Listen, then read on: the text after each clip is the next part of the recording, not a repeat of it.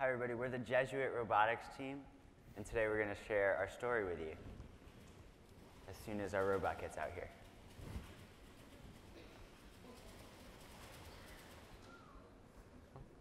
Do you need help?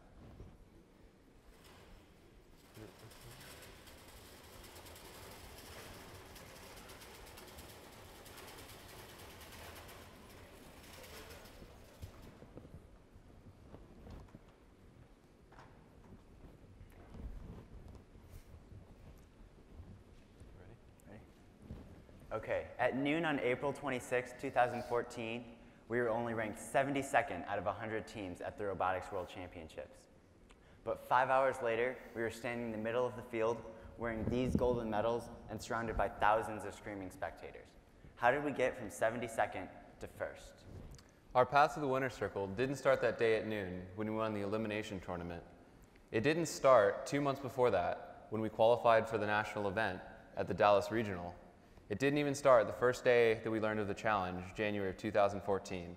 It started a full year earlier when all 32 members of our team sat down and made the commitment to incorporating teamwork into our new 2014 season. Now for a little background on our team. The Jesuit Robotics team started 7 years ago with 6 students, 1 adult inside of a garage. Now we have over 40 students, a little under a dozen adult mentors working in a 4,500 square foot shop. We participate in the First Robotics Challenge, also known as FRC. This competition gives high schoolers around the world a challenge in early January, and then gives us 6 weeks to build a robot to answer that challenge. Once those 6 weeks are up, everyone participates in regional tournaments. These regional tournaments are made up of round-robin matches leading to March Madness-style elimination matches in the hopes of making it to nationals. But this isn't the only similarity that robotics shares with sports. Just like on a sports team, each member has to know the game and practice in order to do well during competition. Also, like a sports team, every member has a specific role. And if the team is going to be successful as a whole, every member needs to pull their own weight and fulfill that role. This is where we were having trouble. Up until the 2014 season, every member wasn't pulling their own weight. And as a result, we were nowhere near reaching our full potential. All right, now a question for the audience.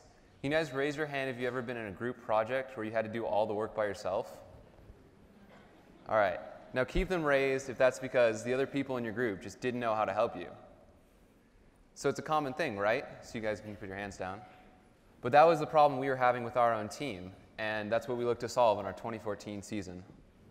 I came face to face with that problem my freshman year. I really wanted to join robotics because my brother was in it and I saw all the amazing things he was doing with robots and engineering. Unfortunately though, my freshman year, the only thing I did was be the vacuum captain. All right, so the other underclassmen and I were never taught what we needed to know to help. So this created a vicious cycle of the upperclassmen never having the time to help teach us because they were doing all the work, and then because we didn't know what to do, we were just sitting on the sidelines not knowing what to do. We were very frustrated by this. And we tried to learn what we could by watching, but we were overwhelmed by the amount of stuff that was going on. We were lacking teamwork to say the least. If we were a sports team, we'd be the team that relied on 3 or 4 really talented players to pick up the slack for the rest of the team. That's why my first year on the FRC team was filled with stress and chaos instead of teamwork and success. The entire 2013 season, we had half-finished projects and parts lying all over the shop, and the seniors were always running around, frantically trying to put together something that at least resembled a functioning robot. One day it got so bad that I walked into the shop and saw that our intake had completely changed. The intake was a major part of our robot, and I hadn't even realized that we made the change because we were standing on the sidelines and we were letting someone else do all the work for us. Okay, now fast forward to the end of a less than successful 2013 season. We sat down as a team, just like we do every year, to look back at what we had done and what we might want to improve on in the year to come. Except this meeting was different. After years of being trapped in a cycle where the seniors did all the work and everybody else just stood on the sidelines trying not to get in the way, we made the commitment to strengthen each team member and unite the team so that when 2014 season arrived, we'd be ready to do our best. So that summer and the following off-season, to prepare for the next actual season for our FRC team, we put in countless hours making sure that everyone would be able to work on the robot. We put together design classes, manufacturing workshops, even some programming classes to make sure that everyone was ready for their role. So come January 2014, we were ready. We saw the improvement immediately when, instead of just one group off to the side doing all the work, we had everyone work together and were able to make a really successful robot. So for my own part of the team, I worked on the design team, and I made what ended up being only one small part that was about this big. And although it may not seem like much, it symbolized what I helped to contribute to make us a very, very successful team. And everyone did this in their own way, whether or not they actually put a part on the robot. And because of that, because of everyone's contribution, we were so successful that we're standing here before you today as world champions. So, back to our original question. How do we go from 72nd to first? Well, we did it as a team by working hard and working together. This focus on teamwork led to success. We had enough people to the point where we were able to meet all the demands of the challenge. This meant that we had enough people to prototype, enough people to design, and when we found bugs, we had enough time to redesign the robot. With all this working together, we had a very successful season. Despite the success, the other seniors and I realized that we still have lots of work to do. We realized that after this season, with the focus on teamwork we had and all the success we had this season, we need to continue to focus on teamwork so we can be even more successful in the future. So based on our experience with how important teamwork is and how big of a difference it can make, we would like to challenge each and every one of you to go out and get that same experience.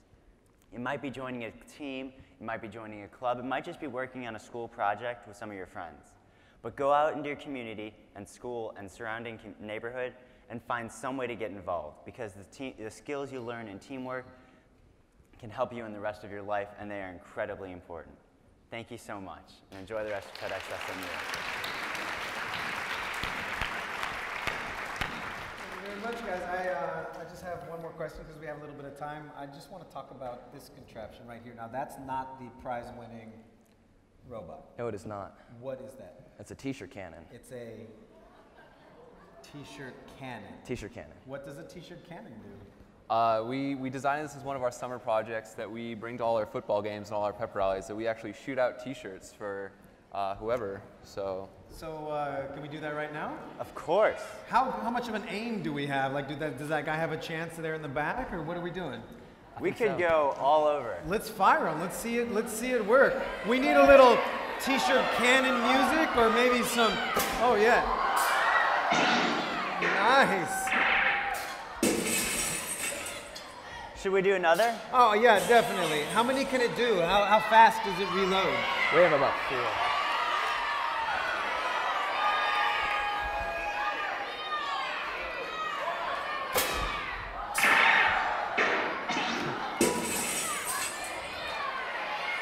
how about we get one right in center stage, right here?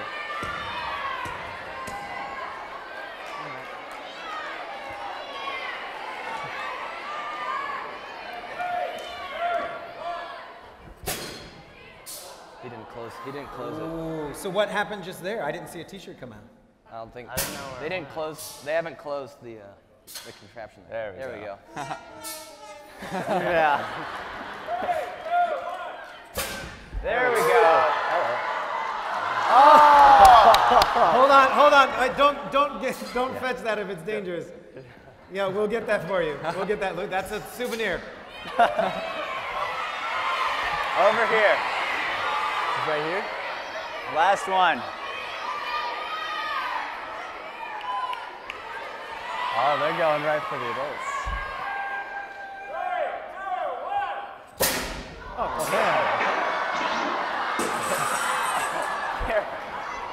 Look at our front row. I think they're doing the ballistics equation in their heads, and they're thinking it's not. Like, that's not how it's it not works. for us. Do I have t-shirts that I can, you know? We might have a couple t-shirts for the front row.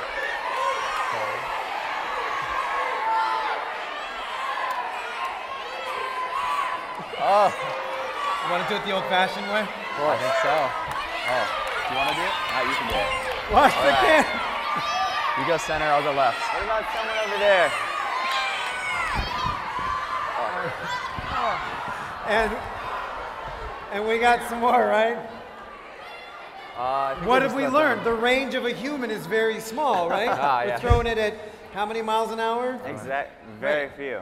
Very few, but what's the miles an hour that we got here? On this, it's coming out probably around 10, 15, 20. Oh, nice. And what's the, how fast is that thing coming out? Like, does it have a compression or pounds per square inch? It's using air to shoot it, and it's coming out around 40 psi. Are we done with shooting off T-shirts? I think we are. So. Give it up for the Jesuit Robotics team. Thank you so much.